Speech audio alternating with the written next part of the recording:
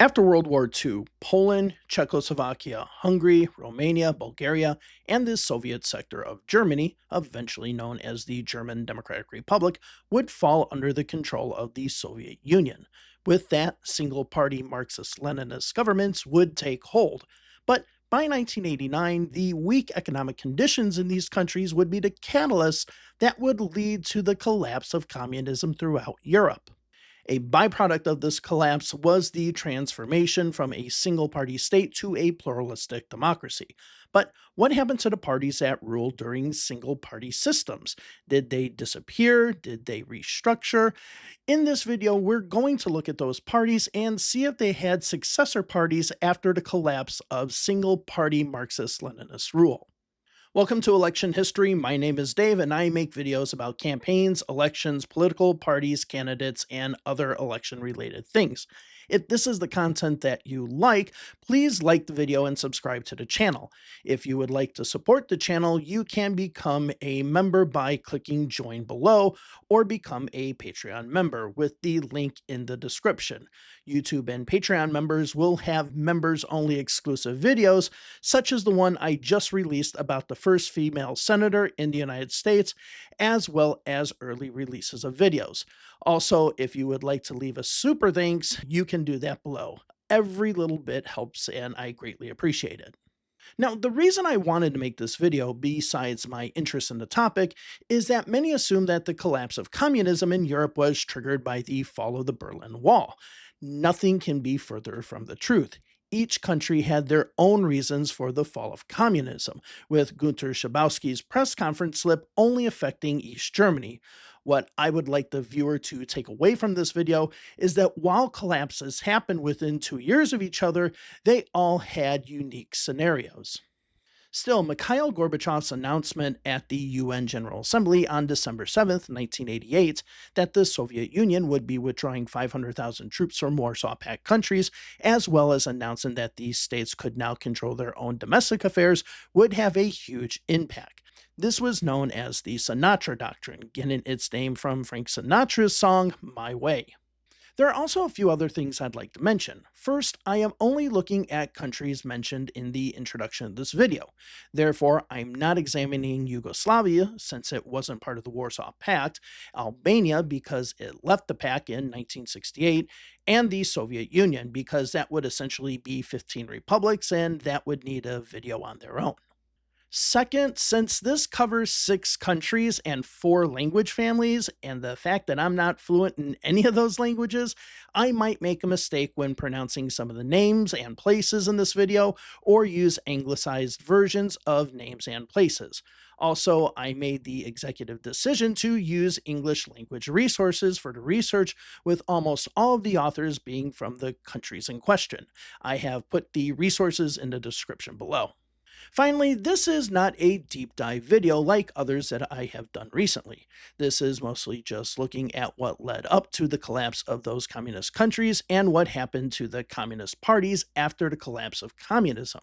Therefore, unlike some of my deeper videos, like the one I did about JFK's first campaign, which I still believe is my best research video on this channel, this video won't go into detailed specifics.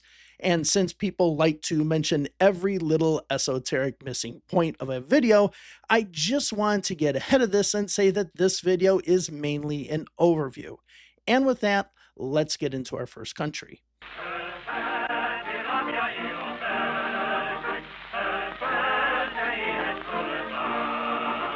The Hungarian Socialist Workers' Party was the first communist party to be dissolved on October 7, 1989, 1 month before the fall of the Berlin Wall. However, this party wasn't formed when Hungary became a communist state, but after the 1956 uprising. Before the uprising, the ruling party, the Hungarian Worker People's Party, was known to be a brutalist Stalinist dictatorship. The uprising took over key Communist Party installation, making Emery Nagy the new prime minister, promising a more democratic form of socialism. However, a few days later, the Soviet Union would invade Hungary, establish the Hungarian Socialist Workers' Party, putting János Kadar in charge of the party. Naj fled Hungary and ended up in the Yugoslav embassy in Bucharest, Romania. But when he left the embassy, Soviet forces arrested him, took him back to Hungary, had a secret trial, and executed him. Kadar would continue to run the party until 1988, but was forced to resign because of economic problems in the country as well as his health. He would die in 1989. His replacement was Karely Gross, who was a supporter of status quo communism. But he wasn't leader for long as open market reformers took over the party, with Rezo Nyers taking over as leader. At the party's 14th Congress in October of 1989, the state party changed its name to the Hungarian Socialist Party, with Nyers now as the party leader. Officially, the Hungarian Socialist Party is the direct successor to the Hungarian Socialist Workers' Party. The party's platform was for more open markets and was more akin to social democratic parties we see in Western Europe today. They also called for new democratic elections. As for Karely Gross, he broke away from the party after this change and started his own party 10 days later, called the Hungarian Socialist Workers' Party. While this party isn't the direct successor of the party if we look at pure lineage, it was much closer ideologically to the party that it took its name from. It was a pure communist party and supported keeping the government structure much the same way, as well as opposing free markets. The party still exists today, but has never won any seats in the Hungarian parliament. As for the Hungarian Socialist Party, they suffered a huge loss in the first elections held on March 25th and April 9th, 1990. They only received 10.9% of the party vote and only gained 33 seats out of the 386 seats. However, they made a huge comeback in 1994, winning 33% of the party vote and 209 seats, holding a supermajority. They would go on to lose to Viktor Orban's Fidesz party in 1998, but then retake government in 2002 in a coalition with the Free Democrats, even though they didn't win the most seats. In 2006, the Socialists won 43.2% of the popular vote and a minority government. However, this would be the last hurrah for the party. In 2012, the party would drop to 19.3%, losing 131 seats. In 2014, the party didn't technically run and instead was in a coalition with other parties on the left. The coalition would gain, but Viktor Orban's party would win a majority government. In 2018, the party would team up with the Greens, but the coalition would finish third with only 11.9% of the vote. In the most recent election in 2022, the party was in a mixed opposition coalition against Orban, but still also in a coalition with the Greens. The Socialist and Greens coalition only won 11.3% of the vote, with the Socialists only having won 15 seats. In the most recent polls for the next election in 2026, the party is only polling at 1% and is in danger of total collapse. And with that, let's go to our next country, East Germany.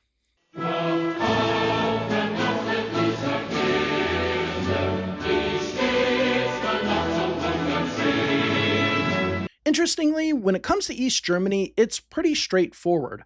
On October 17th, 1989, the Politburo forced Erich Honecker to resign as chair of the party, being replaced by Egon Krenz. Krenz and other members of the Socialist Unity Party, or SED, had discussed easing restrictions on travel, especially since East German citizens were slipping out of the country through Czechoslovakia and Hungary, which had already eased restrictions on its citizens. On November 9th, spokesperson Günter Schabowski announced on live television the new rules, which were to start in the near future, but he hadn't been given a date as to when they would start. When asked when the new travel laws were to be in effect, Schabowski said, quote, "As far as I know, it takes effect immediately, without delay," end of quotes. And of course, the rest is literally history. Another group, the New Forum, was formed a few months earlier, advocating for the democratization of East Germany. This party would eventually become the current Alliance 90, the Greens party that we know today. After the fall of the Berlin Wall and knowing that the communist structure of government was going to collapse, the SED met with New Forum to discuss free elections. With this, an extraordinary SED party conference was called in early December, where there would be a discussion as to whether the party should remain in existence or should be disbanded. One of the members of the party, Gregor Gysi, opposed the party being disbanded, as the dissolution of the party would mean over 44,000 employees would be unemployed. At the party conference, the party changed its name to the Social Unity Party of Germany Party of Democratic Socialism, or SED PDS. Also, during the same meeting, Krenz and the rest of the government resigned from the party, and on December 9th, Gysi was elected the new chairman with 95.3% of the delegates' support. At a party conference on February 4th, 1990, the party changed its name, dropping the SED. Though it is still considered the successor party of the SED, the PDS wanted to shed the negative connotation that the party was associated with in the past. Also, at this party conference, the party officially supported German reunification. In the first free East German elections, which was held on March 19th, 1990, the PDS finished third with only 16.4% of the vote and only winning 66 out of the 400 seats. With the next elections happening on December 2nd, 1990, which was after reunification, the PDS only won 2.4% of the vote and only 17 seats out of the 662 in the Bundestag at that time. In the coming elections, the problem for the party was that it only had appeal in the former East Germany. Between 1990 and 2005, the party was still a minor player, rarely getting over 5% of the vote in the country. But in 2005, the leader of the Social Democratic Party, Oscar Lafontaine, joined the PDS. Lafontaine left the SPD because he opposed new Chancellor Gerhard Schroeder's economic policies, which he called neoliberal. After Lafontaine joined the PDS, the party worked with the Labor and Social Justice, the Electoral Alternative Party, and competed in the 2005 elections as a combined ticket, which won 8.7% of the vote, and moving up from only having 2 seats in the last Bundestag to 54. After this election, the two organizations merged to create Die Linke, or the left that we know today. Since 2007, the party has had varying levels of success, with the party mostly being left intact. In 2024, former party leader Sarah Wagenknecht left to start her own party, which gained 5% of the vote in the 2024 election, with the left winning 8.8% of the votes. And with that, on to our next country, Romania.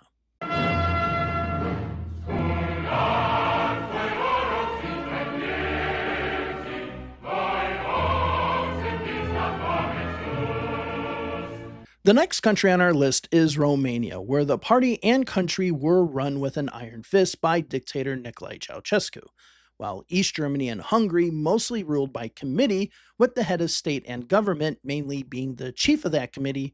Ceaușescu's government was neo-Stalinist, having a strong head of state, driven by a cult of personality, who dictated how the country ran, with the committee basically carrying out the orders of Ceaușescu.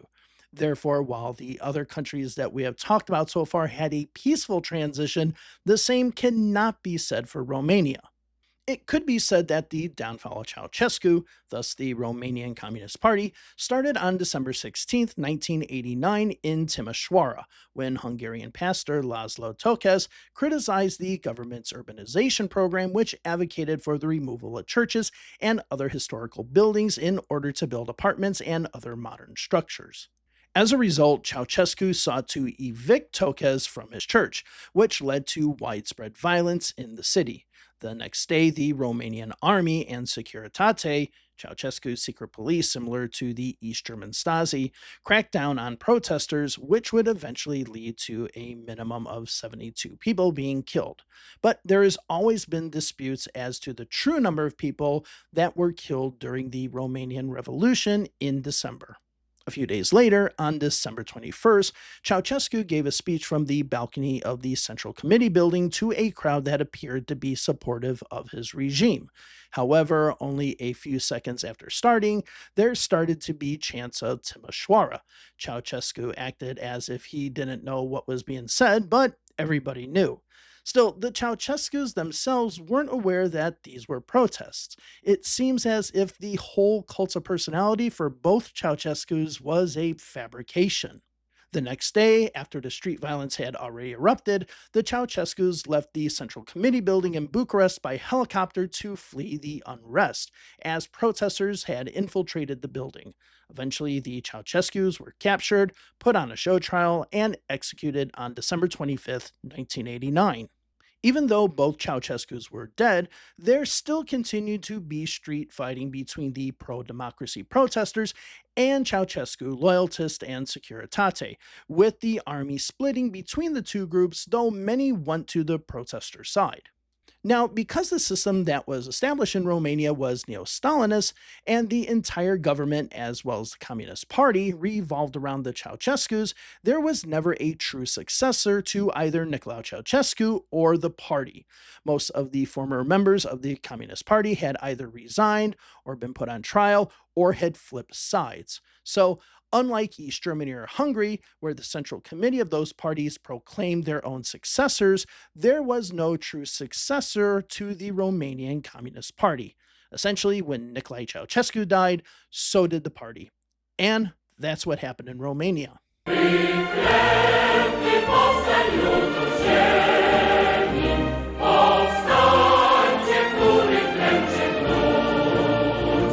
If any country saw early cracks in the communist system, it was probably Poland.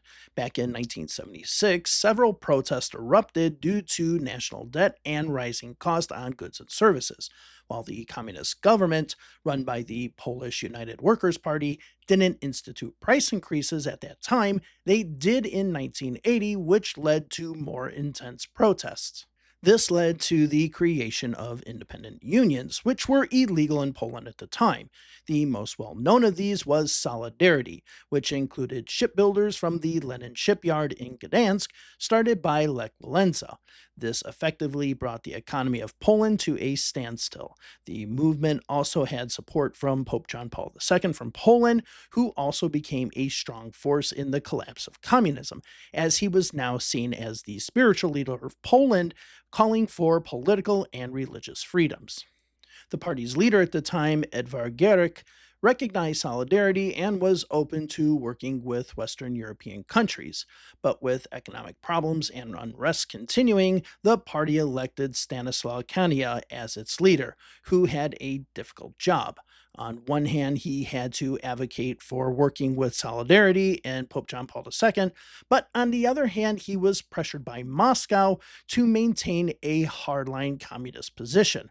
Remember, this was during the time of Leonid Brezhnev, who was a hardliner himself and leader of the Soviet Union. Not being successful in pleasing both sides, Kania was removed by the party and replaced with Wojciech Jaruzelski, a general and minister of defense, on October 18, 1981. A few months later, Jaruzelski imposed martial law to suppress the protest as well as the influence of Solidarity, making the organization illegal once again and arresting many of the organization's leaders. During his tenure, Jaruzelski consolidated power under the military, essentially making Poland a militarized state. Even if there had been challenges to his leadership, he had the strong support of the military to keep him in power, as well as the support of the Soviet Union. But as Jaruzelski was consolidating power, economic conditions in Poland were getting worse at the end of the 1980s, which fired up protests yet again. And with the winds of democracy breezing through Hungary, East Germany, and Czechoslovakia, which we will talk about later, the protests were much stronger, having a stronger economic impact than those in the 1970s and early 1980s, as they could essentially convince workers to go on strike. Because of this pressure, Solidarity held the upper hand, and Jaruzelski's government was forced to negotiate. As a result, on April 6, 1989, leaders from the government and Solidarity agreed to the legalization of trade unions as well as the creation of an elected president and elected parliament.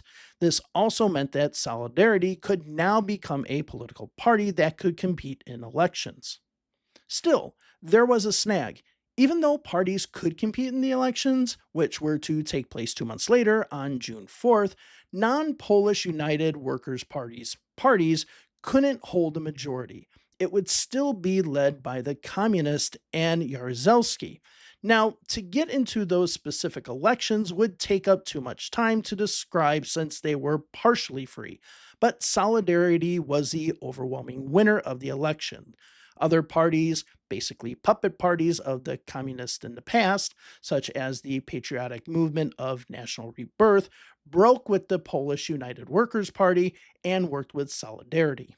On January 29th, 1990, the Polish United Workers' Party met to establish a new political party as a successor to the ruling Communist Party. However, the party would simply dissolve, with members starting their own parties. There were two main splits that came from the party and are legally considered the successors to the Polish United Workers' Party.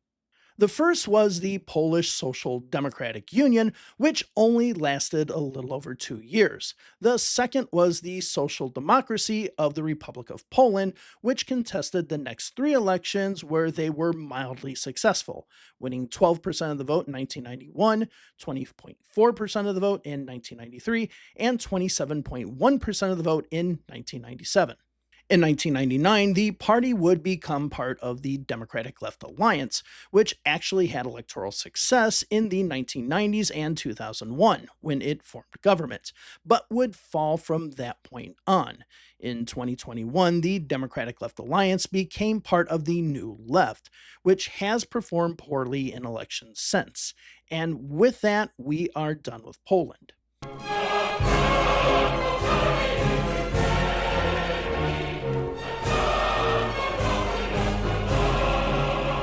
The Bulgarian Communist Party is probably one of the longest established communist parties in the former Soviet bloc.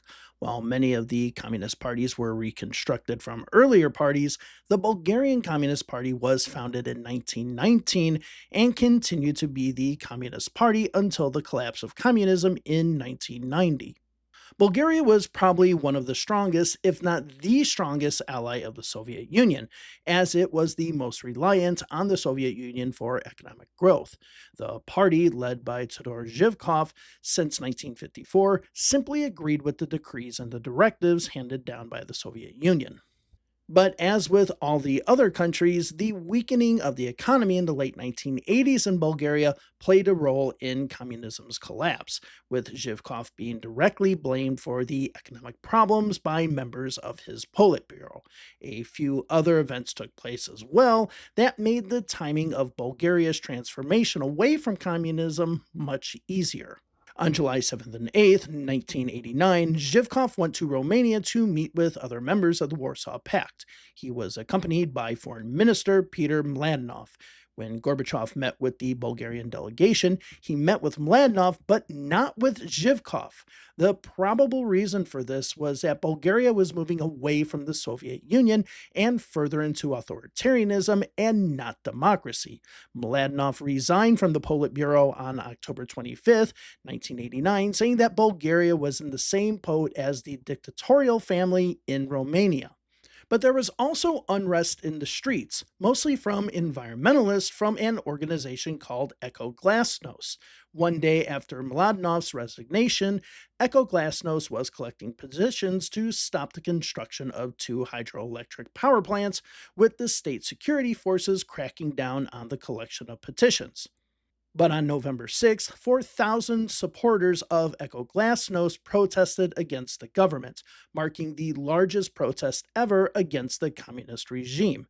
This led to November 8th, when some of Zhivkov's closest members of the Politburo, as well as the Soviet ambassador to Bulgaria, asking Zhivkov to resign, which he did at 5 p.m. that day. Zhivkov was replaced by Mladenov as General Secretary of the Communist Party on November 10th, 1989. 7 days later, Zhivkov was removed from all positions in the party, and on December 17th, he was expelled from the party. On January 18th, 1990, Zhivkov was arrested and put on trial, resulting in house arrest lasting until his death in 1998. Now, many of you might be thinking, hey, November 10th, 1989, that's just one day after the fall of the Berlin Wall. And while you're absolutely correct, the falling of the wall had no connection to the fall of Zhivkov whatsoever. Many might look at the dates and think that there was a connection, but it was purely a coincidence that both events happened within 24 hours of each other. In early 1990, the Communist Party's new leaders wanted to transition the country from communism to democracy and a free market economy. They laid out their changes in the Manifesto for Democratic Socialism, which said that the country was moving away from the one party Marxist Leninist government to a pluralistic system. On April 15th, 1990, the Bulgarian Communist Party officially changed its name to the Bulgarian Socialist Party, therefore becoming the natural successor. The Bulgarian Socialist Party would have success in the 1990s up until 2017, with the party last forming government in 2005. The party would win 27% and finish second in 2017, but has steadily declined since then, with the party only winning 7.6% of the vote in the most recent election in 2024, finishing fifth. No other leftist parties have taken its place in recent elections, with most of the popular parties in Bulgaria nowadays being either right wing Eurosceptic parties or pro European liberal parties. And with that, we're done with Bulgaria.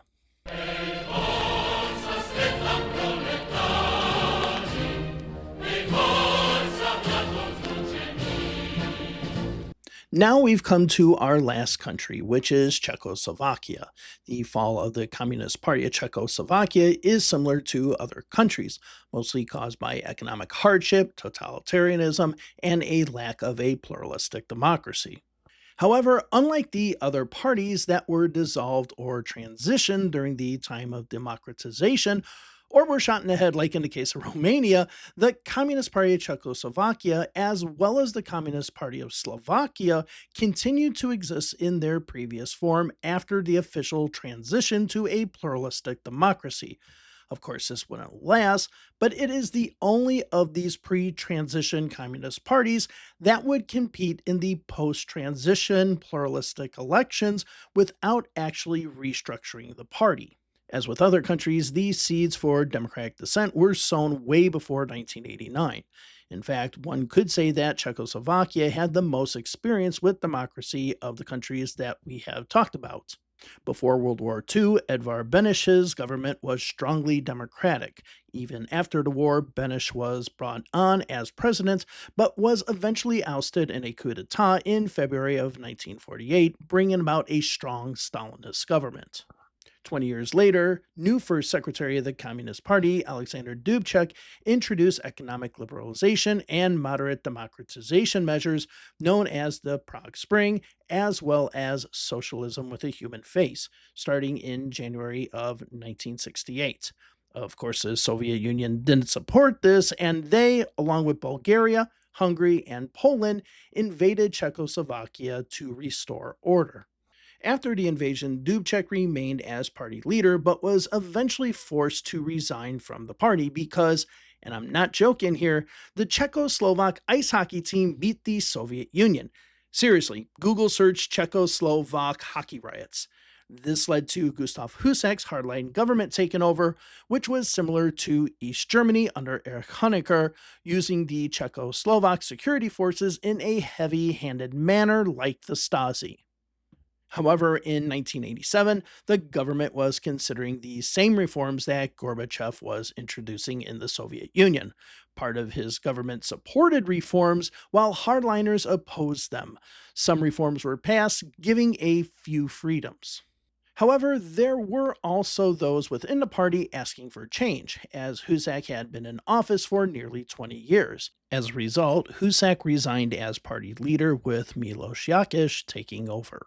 One of the reforms that Jakeš implemented was the lifting of restrictions on travel in 1989. This was followed by the Velvet Revolution, which originally started as a student protest movement but was eventually the catalyst to bring about revolutionary change in the country. Of course, this is not a video about the Velvet Revolution, but suffice to say that the pressure from the revolution led to Czechoslovakia's constitution being changed on November 28, 1989, now stating that the Communist Party was no longer the leading or ruling party of Czechoslovakia, thus making Czechoslovakia pluralistic.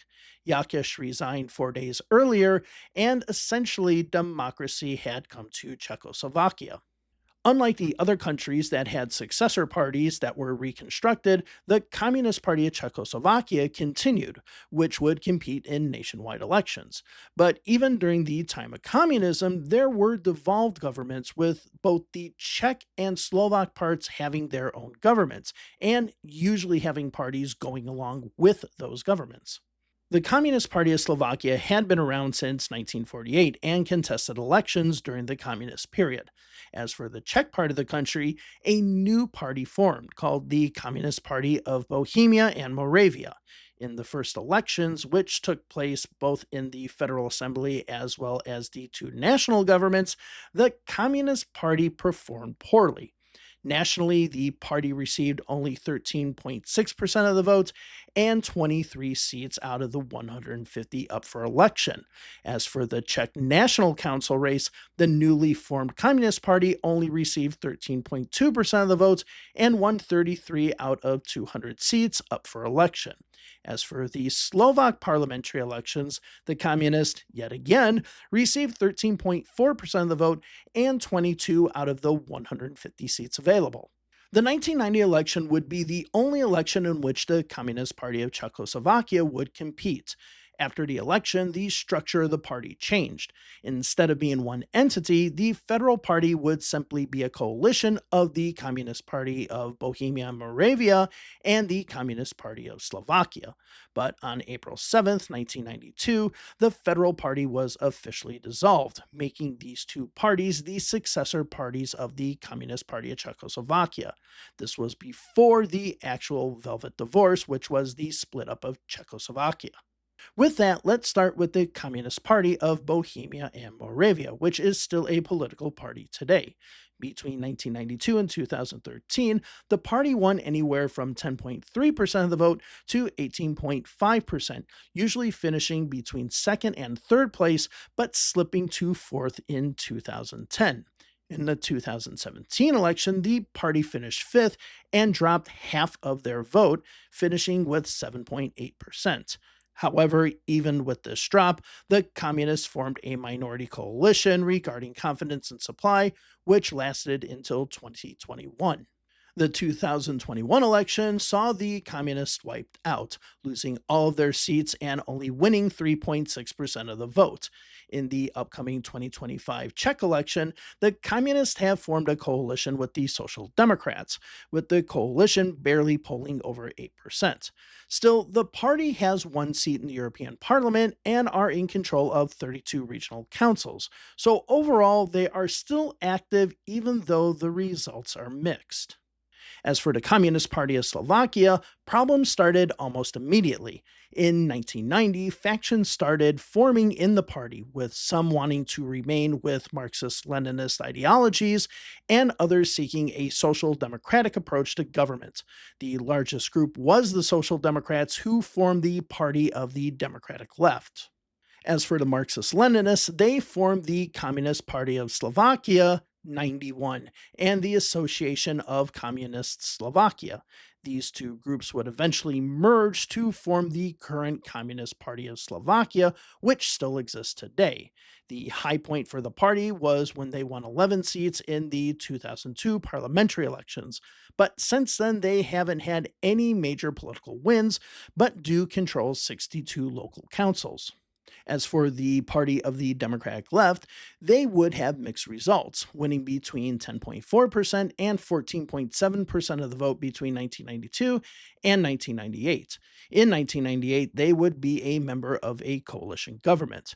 But in 1999, a group of center-left party members split from the party. This group, led by Robert Fico, formed the Direction Social Democracy Party. Since 2006, Fico's party has finished first or second in the parliamentary election, usually forming government. The party controls the current government as of August of 2025. As for the rest of the members of the Party of the Democratic Left, they would only compete in one more election, in 2002, where they would be decimated, only winning 1.4% of the vote and losing all of their seats. On January 1st, 2005, the party merged with Fico's Direction Social Democracy Party. Now, whether we can call Direction Social Democracy a direct descendant of the Communist Party of Slovakia, it can be up in the air. Since the original Communist Party basically dissolved because of factions within it, the Communist Party didn't truly have a successor like we see in East Germany or Poland. Therefore, I will leave it up to you if you want to consider the Party of the Democratic Left and the successor Direction Social Democracy Party as true successors. And with that, we're at the end of this video. As I mentioned before, this is a little bit lighter than usual. If you would like to see some other videos that I've done about non-American politics, which is on the playlist here, go ahead and check that out. The other playlist has my JFK video that I mentioned and other American videos as well. Thank you all very much. If you want to support the channel, join me on Patreon. Have a wonderful day wherever it is you are. Bye-bye for now.